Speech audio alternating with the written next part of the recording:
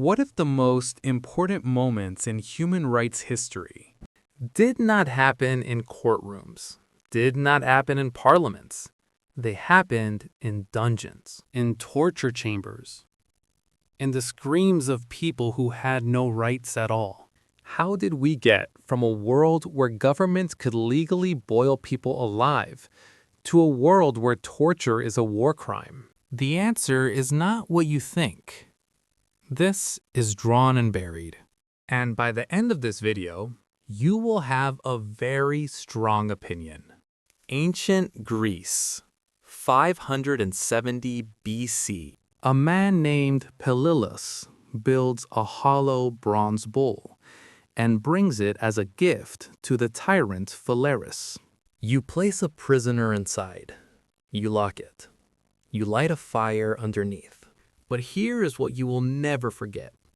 Pelillus engineered pipes inside the bull's head so that the screams of the dying came out as the lowing of a bull.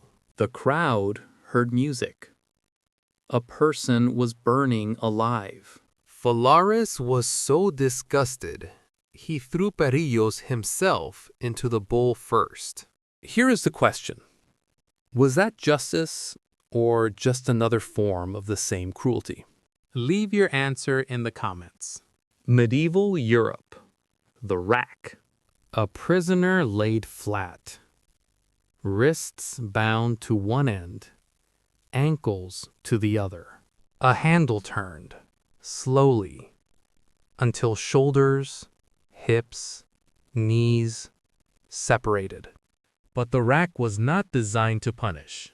It was designed to produce confessions. And here is the question that destroyed its own logic. If a person will confess to anything when in enough pain, how do you know which confession is true? In 1628, John Felton confessed under torture to a conspiracy he never committed. He confessed anyway. Because the rack does not produce truth. The rack produces words. And the difference between those two things is the entire foundation of modern legal systems. Question for the comments. What does this mean for countries that still use similar methods today? A doctor named Guillotine proposes something radical. Not a new punishment. Equality in death. Nobility died by sword, quickly. Commoners were hanged, slowly. The poorest were broken on the wheel. Guillotine said every person, regardless of class, dies the same way. Instantly, by a falling blade. He was not celebrating death. He was arguing for mercy. But then, something he never intended happened. The blade became so efficient, so fast, so easy, that it lowered the psychological barrier to killing.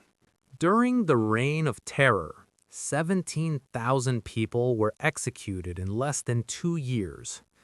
Mercy had enabled industrialized killing. The question that haunts philosophers even today. If you make something terrible easier and less painful, do you make it more acceptable? Does mercy enable cruelty? Answer below. These were not just machines. They were questions. The Brazen Bull asked, should execution be entertainment? The rack asked, can pain produce truth? The guillotine asked, does mercy enable cruelty? We answered those questions. Eventually, after enormous suffering. But here is the question I want to leave you with, and I genuinely want your answer in the comments. We look back at these devices and call them barbaric. We are absolutely right to do so. But what devices, what systems, what practices exist today that future generations will look back on and call barbaric? What are we doing right now that the people of 2200 will study in history classes with the same horror you feel right now? Leave your answer below. I read every comment. This has been drawn and buried. It only gets darker from here.